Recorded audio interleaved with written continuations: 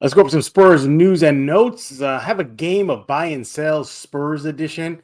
And then which team are we going to be cheering for during this NBA playoffs?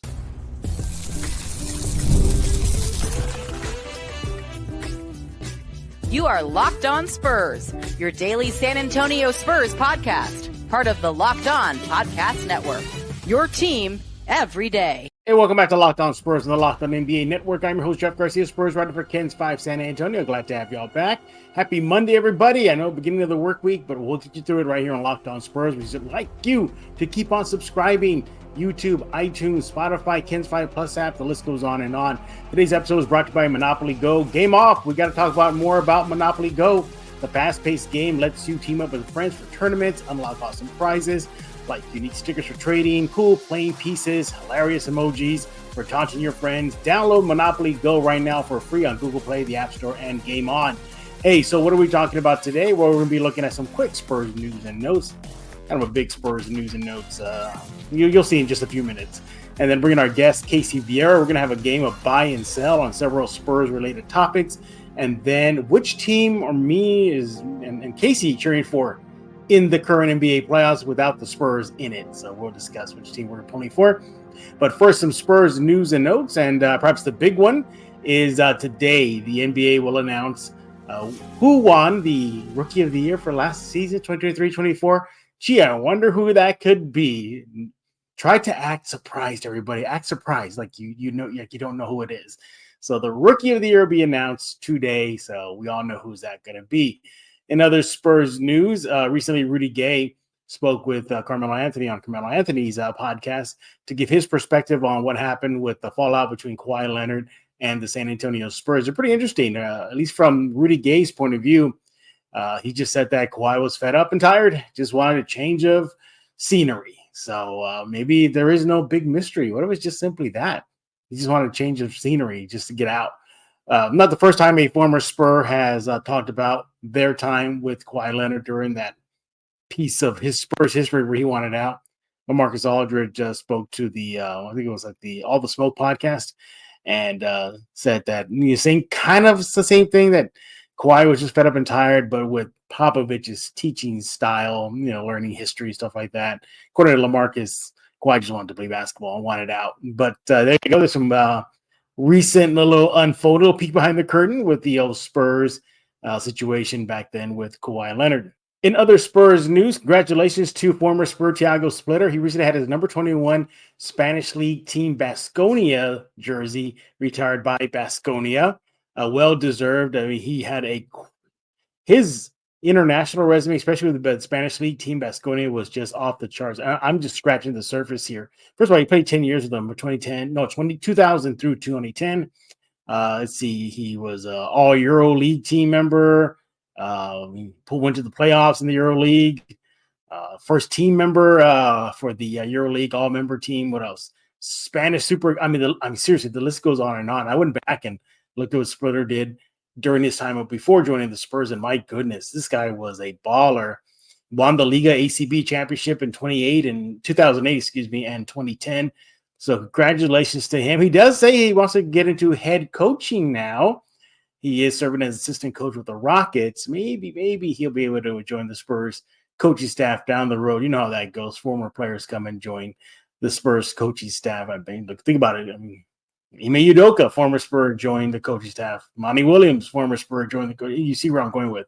Maybe one day Splitter will do that. And then finally, I know if y'all were watching last Friday, I was wearing a different shirt. It was part of the Por Vida new line collection clothes. And I had some people say, well, what did that shirt look like in the back? So I got it right here, everybody. And I'm going to show it to y'all. Just get it ready here for y'all to see. Make sure y'all are lined up there. So this was the back of the shirt. So you can see there's like the motif, like an oil rig and the Texas, like a palm tree there. And there's that car there, kind of a desert motif. And those little touches that I liked about it, like I showed y'all, this has the Por Vida logo on the pocket there. Let me just fix that for you guys. There you go.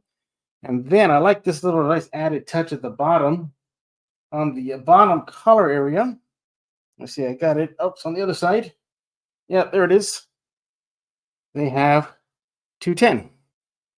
So there you have it. I know I got some couple people asking me like, well, first of all, people loved it. They liked the shirt. We are all wondering what it looked like completely. There it is back there, huh? Not too bad, huh? If you go on Spurs website, Shop Spurs, I believe it is, the fan online shop, you'll be able to see it there. But yeah, great shirt. Hopefully everybody gets it. But there you go. Some quick Spurs news and notes. When we get back, we're going to bring in our guest, Casey Vieira, my colleague at Ken's Five. We're going to be discussing, we're going to have a game, a buy-sell game, kind of a Spurs edition, a few questions. He's going to buy, he's going to sell. And then which team are we rooting for now that the Spurs are never in the playoffs, but so who's our dog in the race? We're going to find out in just a few seconds right here on Locked On Spurs. All right, game off. We got to pause here to talk more about Monopoly Go. I know what you're saying. Flag on the play. You already talked about that, but there's just so much good stuff in the game. In Monopoly Go, you can team up with friends for time tournaments where you work together to build each other's boards. The more you win together, the more awesome prizes you unlock. So much to get. Unique stickers you can trade with friends, complete albums for big pools and prizes. Really, a big pool prize they got there. Also, cool new pieces to travel the boards with. Hilarious emojis for taunting friends that you can smash their buildings or heist their vaults. Plus, Monopoly Go feels new and exciting every day with constantly changing tournaments and challenges. Ton include their own unique mini games like Digging for Treasure or Robot Pachinko Machine. There's always new timed events that help you win big with massive multipliers for everything that you win. You can rent friends. It's just a good time on there. Always something fun to discover in Monopoly Go. Go get that game right now. Get off the bench. Download for free on Google Play or the App Store. Game on. I want to talk about FanDuel. You want to get FanDuel right now? It's winner take all time in the NBA and NHL, and FanDuel is giving you a shot to bring home a big win of your own. You want to go download it right now. Hurry up. It's getting good. Right now, new customers get themselves $150 in bonus bets with any winning $5 bet. $150. You heard me right. In bonus bets with any winning $5 bet. So, yeah, you can bet on the spreads, the money lines, player props, so much more. Like, I know the Spurs are not in the playoffs, but there's a lot of teams that are out there. Maybe Boston with Derek White.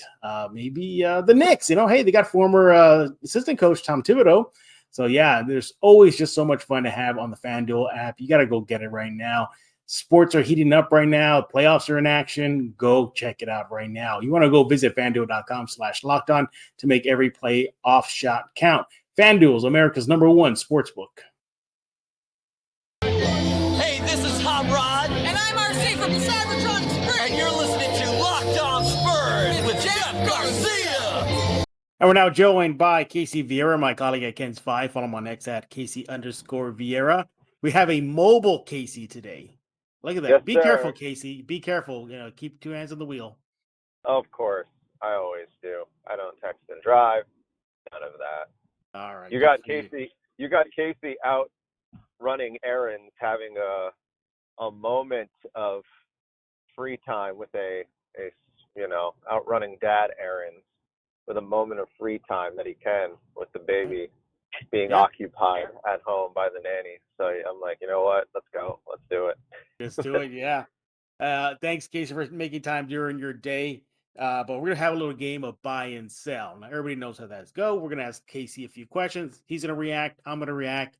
Whether we buy or sell what is being asked. And with that, away we go. The first buy-sell question I got for you, Casey. The Spurs will make a quote-unquote blockbuster move this offseason. The Spurs will make a move this offseason. Okay. The Spurs will not make a blockbuster move this offseason. Yeah, So all right. I am going to hard pass sell on that. Yeah. I was for a while, maybe it was just me trying to speak it into existence, thinking that it was going to happen, that they were going to do something dramatic with all the draft capital and the Trae Young name flowing out there, so on and so forth. I think in reality, though, especially, and you were there as well, seeing the last press conferences of the season, the exit press conferences, if you will, last day of the season, it just felt like too many guys were just on the same page. And it felt like a team that was unified and had the same I guess, was focused on the same goal, if you will, going into the new year. And I have a hard time believing that they're going to break that up. Now, do I think they're going to do something now that they have a better idea of what works with their guy? Yes, I do. Because there's a lot of moves to be had. Yeah. But like we've talked on here before, though, aside from the Trae Young thing, another reason I'm selling on this, what move, and the NBA, so you never know. But aside from Trae Young, what blockbuster move realistically is there to be had? There's not really the way I see it, there's not really a ton. Maybe Donovan Mitchell. Well, that one, and I was going to say, the only other one I could think of, because how their season ended, were the Suns. You know, they blow that up. Yeah, Booker or Durant or whatever. The Spurs could pounce on an opportunity with Phoenix, who I don't think they have any picks, right? For years. Oh, Phoenix has nothing. Yeah. They have nothing. They have nothing from the Durant trade. They have nothing from the Bradley Beal trade. Yeah. They have nothing. Yeah.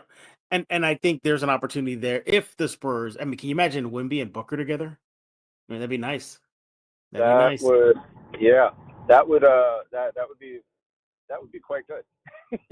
It's quite good. Yeah. Dare I say fantastic. Yeah, exactly. And so that, as far as a blockbuster move, that's the only path and as far as this offseason. I know everybody's, for some reason, I mean, everybody's saying, well, and I know what the reasons are next offseason is where you want to strike, from the draft that's supposedly deep and the tons of free agents are going to be available, not below all-star level. We're talking about all-star level on up. But regardless, no, I don't think they'll make a blockbuster deal. I'm with you, Casey. I think they'll make a move here and there. I think their play is 2025. That has to be it, right? Because don't you get those Atlanta picks, you get the free agents that are going to be in their free agency pool, and you got a deep draft. I think that's the play, isn't it? To say in that concrete tone of voice would be foolish of me because I have no idea largely what they're doing anymore. But if they're not going to make a dramatic move this summer, I think it would pretty much, and not to state the obvious here, but I think that would pretty much tell you that they're setting their sights on 25 or something like that. Maybe they feel like they would rather get a gauge, and I think that's a good point you bring up, of making, not necessarily because the tanking to get a good pick, but it gives you a better gauge, perhaps, of what that pick would be, for better and for worse. Say the Hawks, a lot of people are talking about that Hawks pick with the 25 Hawks pick, the unprotected one, with the idea that they're going to trade Trae Young. But it's kind of like one of those things where, okay, do we know for a fact that we're going to trade? They're going to move Trae Young? No, not entirely. In all likelihood, probably not. But in the event that they do, and they do blow it up, and assuming Trae Young's not traded to the Spurs, right? Well, maybe we're just not ready to part with this pick because we want to wait and see how much value it really has. Because if we're trading this pick in the summer of 2024 right now, we don't have an idea of what the full value, and it has value, but not the full value is if it comes in, if we hold on to it until the summer of 2025, and if the Hawks bottom out, then you're looking at potentially a top 3 to 5 pick in a very good draft coming up. It's a double.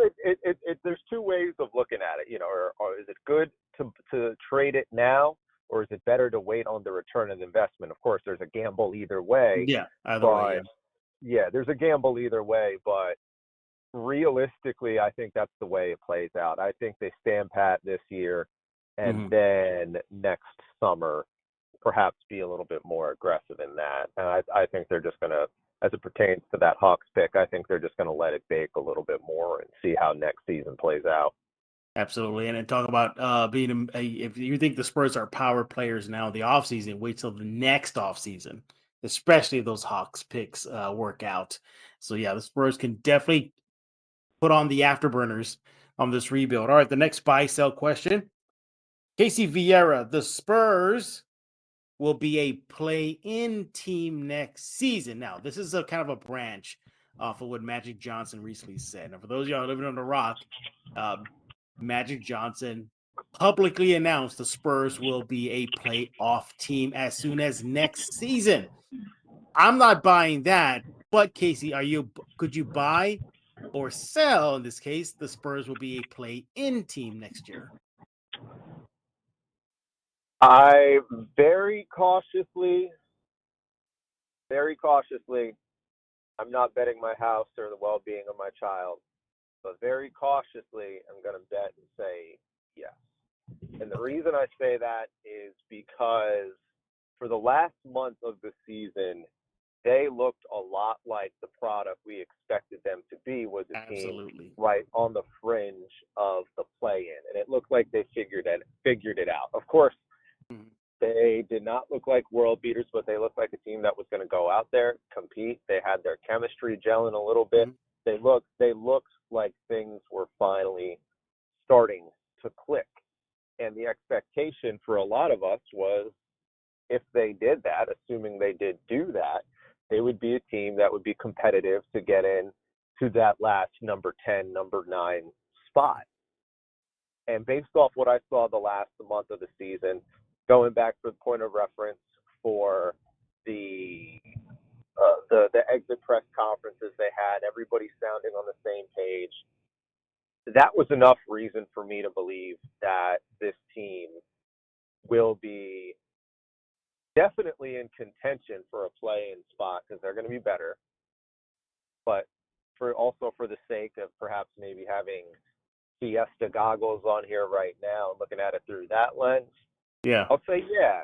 I can see the way that they played the end of the season, and assuming they make some moves for the betterment of this roster, I think they can be they can be a top 10 seed. Well, obviously, like closer to the nine. I say top 10 in a very much bottom half of that top 10. So let me rephrase that. They could be a 9 or a 10 seed for the play-in.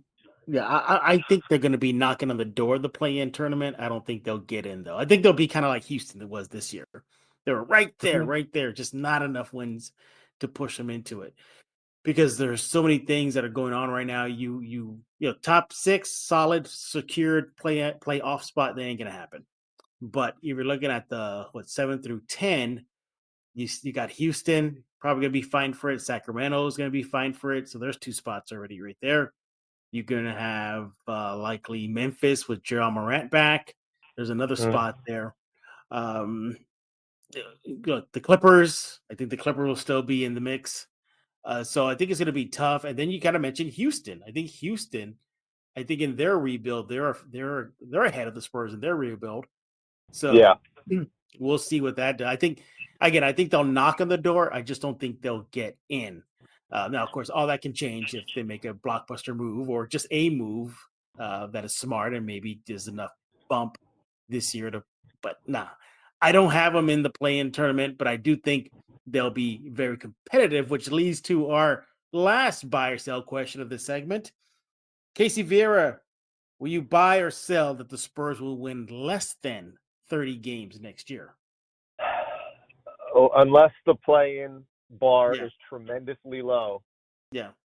Unless the play-in bar is tremendously low, then I'm buying then they're going to, how did you phrase that? They're going to win 30 games. So whatever way you phrase that. Yeah.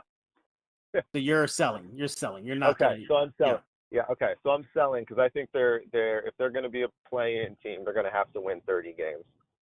And I think will. I mean, think about it. It took the Warriors 46 games to get into the play-in tournament. No, but that's what I mean. If the question is whether or not they're going to win, gotcha. Games.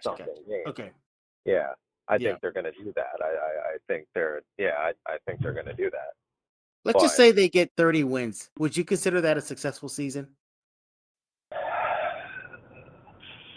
Like, where's the bar in that? I know the bar set low. It depends. 22 wins. Yeah, I think it depends on the context. I think it Yeah. depends on the context of what it is, because this year was a disappointment, no doubt.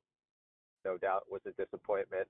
But that last month of the year definitely feels like a much more, I guess, solid, if you want to call 22 wins solid, but a solid 22 wins because of that back quarter of the season, that last month, for how well that they played. I would say, yeah, you feel better about this team at 22 wins than before. Even with the Wemby element of it aside of it, collectively as a whole, they were just played like a better basketball team. Mm-hmm. No, absolutely. Yeah, so I guess win total is kind of subjective. Well, you said the 30 wins, would it be a disappointment or not? I would say yes, it would be a disappointment, but it depends on the context. If it's 30 wins and they're 10 games out of the play-in, then I would say it's a disappointment. But if it's like 35 wins and they're 10 games out of the play-in, there's not much you can do there. If a 45 win team is the 10 seed and you're a 35 win team with a plus 13 improvement from the year before, it's kind of hard to knock that as a disappointment. I think it's subjective. I wouldn't necessarily focus on much as the total as opposed to where they are in the conference. But I do think they're going to be better than a 22 win team. I do think that. Yeah, I do too. That's what I'm thinking. Like, what's going to be the measuring stick for a successful season? I mean, I'm being obviously the extreme here, but what if is a 27 win? I mean, that's progress, right? More wins, right? But like, where does that wins bar? Is still bad enough. Yeah, 27 wins is still bad enough to be a bottom 5 team in the league. Exactly. So, like, where's that bar? And I think that's an interesting discussion we should have on a future Locked On Spurs. Like, what's going to be the bar? What is it? Like, is there a set minimum win total you can say next season? Okay, they have to reach this in order for it to be a successful season, and everything that comes with it. Okay, that number gets you in the play-in. Maybe it gets you a playoff spot. I don't know. But another thing with win-loss total too in 2024 was that it's tough to weigh it on, like, in my mind, the way I see it, use that as like a true measuring stick as to how much they've grown, as opposed, because you don't know what the rest of the league is looking like based off teams resting guys, based off really pretty much based off teams resting guys, and as a result throwing games and passing on willingly on these game 5 of a 4-game road trip, just being like, yeah, we're ready to get the hell up on out of here, so we're just gonna go through the motions tonight. For me, it's tough to gauge improvement on the win-loss thing as opposed to the conference standing part of it, if you will, if that makes any sense. Yeah, that definitely does. Yeah, I do think that they will be better though. Yeah. Absolutely. All right. When we get back with the Spurs not in the postseason right now, which team or teams are me and Casey cheering for in this NBA playoffs? We're going to be discussing that on Locked On Spurs.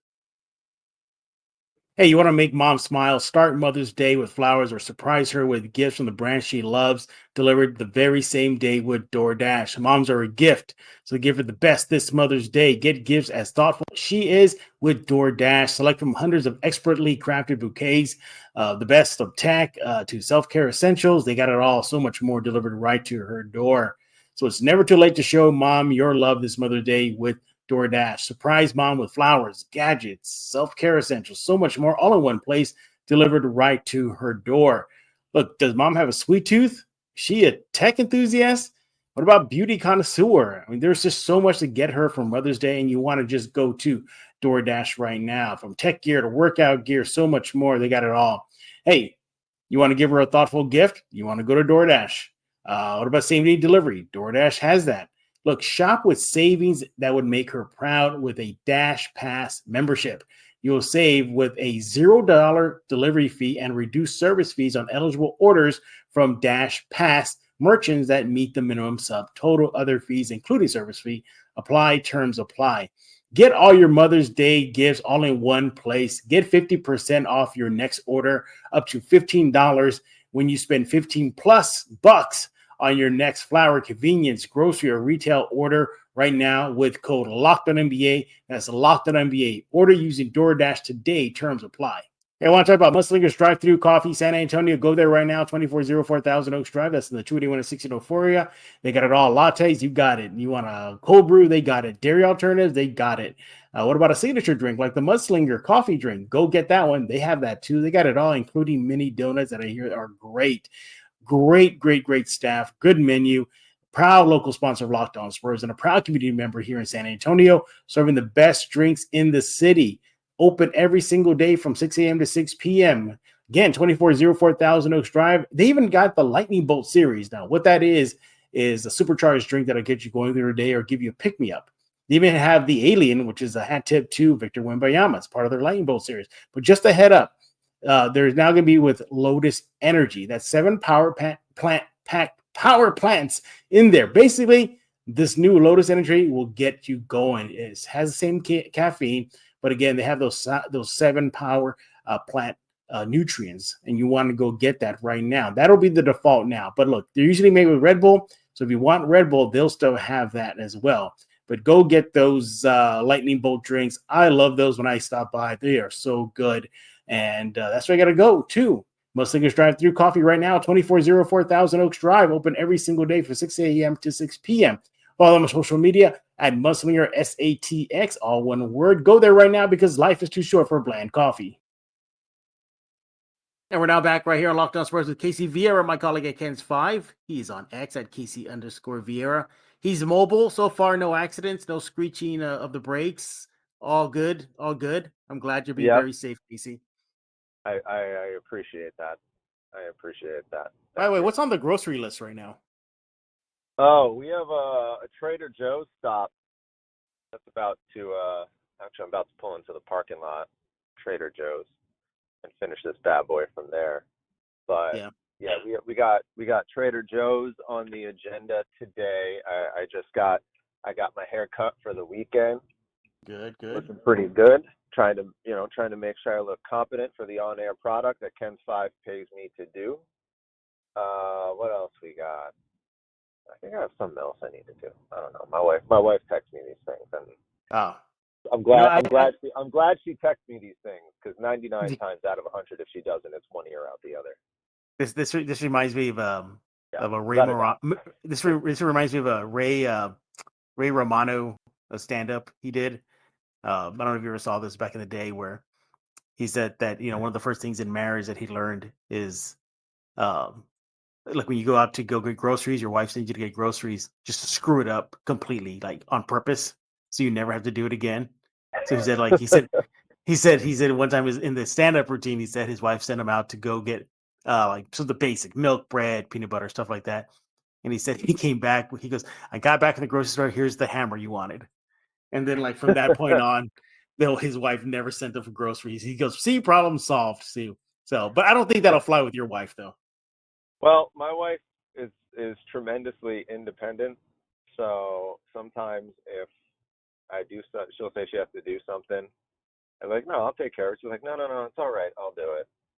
I hope that's not a commentary as to me doing it once and doing it wrong. Yeah, horribly wrong enough. Yeah, wrong enough to the point where she's just like, you know what? Don't even bother, dude. You just did it so bad the first time. Don't even bother. So I hope that's not why. But now that you bring up that Ray Romano thing, very well might be. Yeah. I don't know. Yeah. She would never, even if it was, she would never tell me. It'd be like this in the back of her head, like, why did Casey bring me back bottles of tequila and ask for diapers for the baby. That doesn't make sense. Tell you what. Not not implying one thing anywhere or the other. I there have been Yeah. since Yeah. Baby Carter came about. There have been a few more libations that have been consumed. Oh, I can imagine. I can Later. imagine. Yeah. Just All a right. couple more. Yeah, exactly. All right. Well, with the Spurs, obviously not in the postseason, which team or teams are me and Casey rooting for? I don't think anybody should be surprised at our answer right now. Now, for those who don't know, Casey is an East Coast guy. He grew up in the New Jersey, New York metropolitan area. I lived in New York City for nearly grand total, like close to 2 decades, like about 18, 17 years grand total. So, Casey, with that being said, go New York, go, huh? Absolutely, man. Absolutely. I don't know how I survived this past series. Yeah. That was tremendous. Now they're a good story. Yeah, They're a good they story. really are a good team. Yeah, they're a good story. And think about it, too. I mean, the team. Well, first of all, it does have Spurs ties. There's Tom Thibodeau, who used to be an assistant coach with the Spurs, so there's that. But and Mamadi Diakite spent time as a bench warmer on the Spurs. No disrespect to him. Spent some time in Austin and Spurs this past year. He is currently on the Knicks bench, so there's another Spurs guy. See, so we're not totally off base here, but no, I mean I'm pulling for the Knicks right now. That's my adopted home. Obviously San Antonio is where I'm born and raised, but grew to love New York City. Lived there for a long time. But I like that the fact that shows that undersized guards actually can be power players in the league, huh?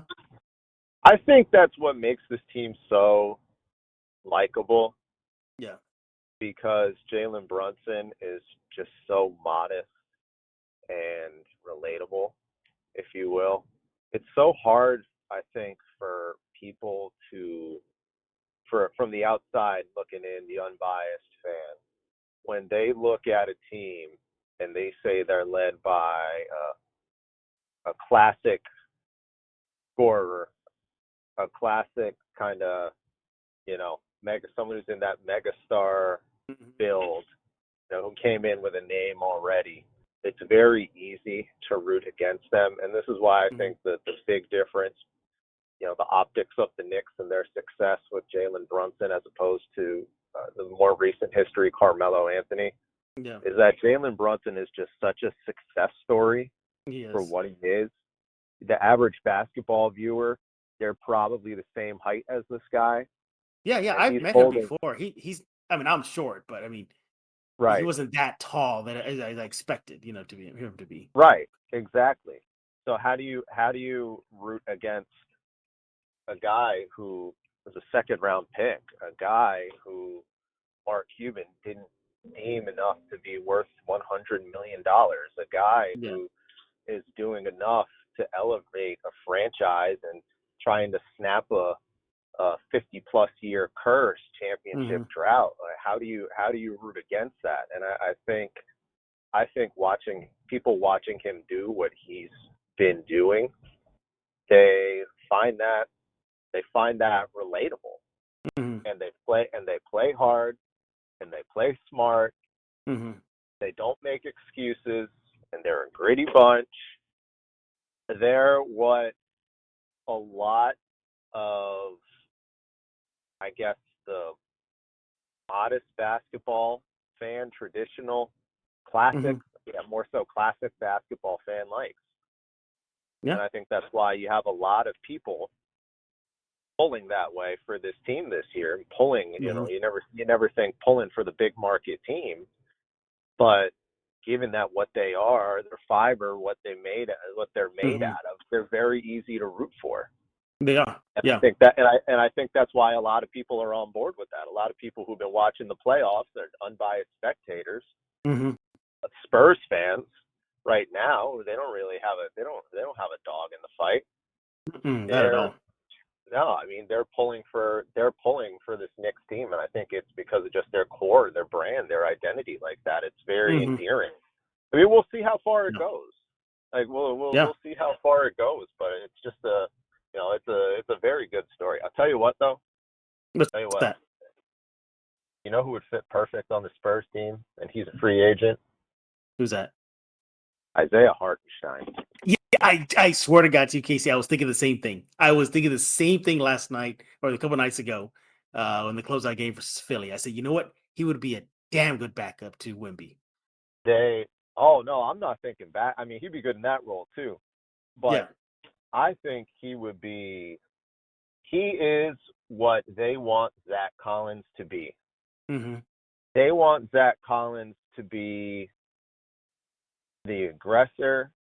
They want Zach Collins to be physical, and he is physical, and he does stick up for his guys, and you like that. But he's not built like Hartenstein. He's not as talented as Hartenstein.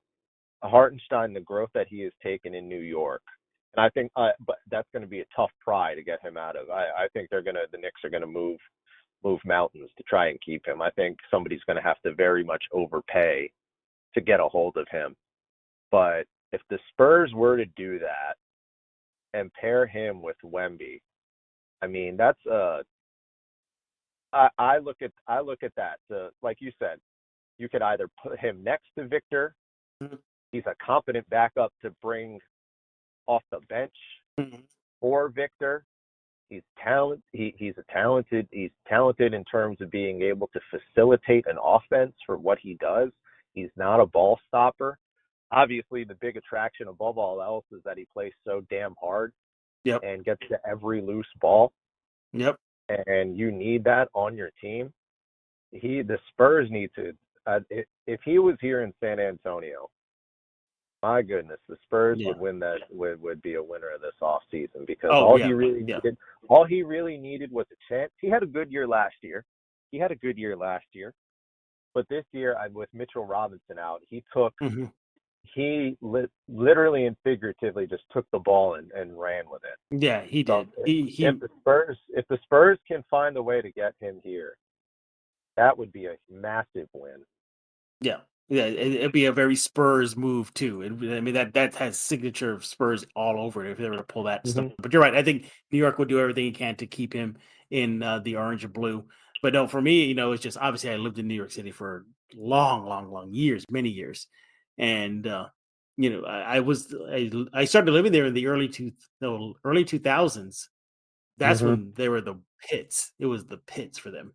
I mean, it's just been bad. So. And obviously the Spurs were in their heyday. So, to see, the city come alive because MSG, when it's jumping, it's jumping. It's the way y'all see it on TV, it doesn't compare to what it's like in person when it's jumping the way it is. Fans are a different breed. Yeah, fans are a different breed in New York. I mean, they bleed orange and blue. But again, it's my affinity for New York. It's it was my adopted home. Still miss it. But I just know what what that fan base has been going through. Spurs fans, y'all are crying about a couple of years of a rebuild. You have no idea what Knicks fans have gone through. Try 50 years of rebuild. There you go. Point made. But I don't know. How you feeling? Pacers, Indiana, Knicks. What do you think? What do you think about that series? I think the Pacers are dramatically. I think people are not writing them off because they won the series, but they're not giving them the credit due for beating the Bucks because Bucks were down. Giannis had Dame at a lesser capacity. I think a lot of people were probably not given the flowers that they probably should have to this Pacers team because I think they're talented. I do. I mean, we've seen it in spurts. They play. They're not afraid to get out, push the basketball. They got the right pieces to do that around Halliburton. I think they're a talented team, but when it comes to the physicality, I don't know if they have the physicality that matches this Knicks team. right now, a more experienced Knicks team on top of that. I don't think that said, I don't think the Pacers get enough credit for what they do. They're well coached. Right. Nobody really talks about the Rick Carlisle part of it. I mean, everyone's Halliburton all the time, but they do have championship DNA. Like Carlisle has won a title. Pascal Siakam has won a championship. Like they have championship DNA on that team. I think the Knicks probably win that series in 6 games, but it's not going to be. It's not a lot of people are seeing this as a Vegas included, has the Knicks as a heavy favorite right now, and I think the Knicks as a heavy favorite right now, and I do think the Knicks are the better team and will win the series, but I'm not. I don't say that as an indictment to the Pacers because I think this Pacers team's got a lot going for it. Yeah, see, I got Knicks and a gentleman. I think they're gonna do it in 5. Oh, okay. Yeah, I think there should have been a gentleman. Should have been a gentleman versus 76ers. Yeah. Yeah, should have been there, man. Yeah, but it'd be good stuff. Yeah, but that's just to see I just like seeing the city alive, because yes, there's the Yankees and yes, there's the Mets and the Islanders and the Giants, but something about the Knicks in New York, man, they just go hand in hand, peanut butter and jelly. Sure, the Nets are there, but again, even though they're now in Brooklyn, New York City, it's still a Knicks town. The Giants could be winning, it's still a Knicks town. Like I said, the Islanders can be walking away with the Stanley Cup, it's still a Knicks town. So, but just to see them alive like that is great. Hopefully they have a deep playoff run. But hey, we're done talking. We want to hear from you. What do you think about our buy-sell questions? You buying and selling, the Spurs make a blockbuster move? Buying and selling, the Spurs will be a play-in team. And you buying and selling that the Spurs will win less than 30 games? We need to hear from you. Let Casey know on X at Casey_Vieira. I'm assuming you got us all hunkered down on the sports desk, huh? From the summer games, Olympic games, to what else is there? I guess you got Brahmas. What else is going on in San Antonio sports? Brahmas been playing well. I got to give them credit. Yes, they have. They're 4-1. Yeah. You want to talk about a tough, gritty brand? Yeah, that's a good defense they got over there, led by a Bernie guy. That's a fun physical brand. You want to talk about a sport going back to its roots? Just watch the Brahmas for a full 60 minutes. Absolutely. Yeah, I've never been to a Brahmas game, but I'll look to check one out. Get the vibe about that. But yeah, so make sure to follow Casey on social media and check him out on Ken's 5 TV Thursday through Sunday. And then, of course, Locked On Spurs. Subscribe wherever you get your favorite podcasts: iTunes, YouTube, Ken's 5 Plus app, Spotify. And we'll be back tomorrow. More Spurs talk. It is the offseason, but there's a lot of stuff to talk about still. But for Casey Vieira, I am Jeff Garcia. We're going to put a lock in this episode of Locked On Spurs.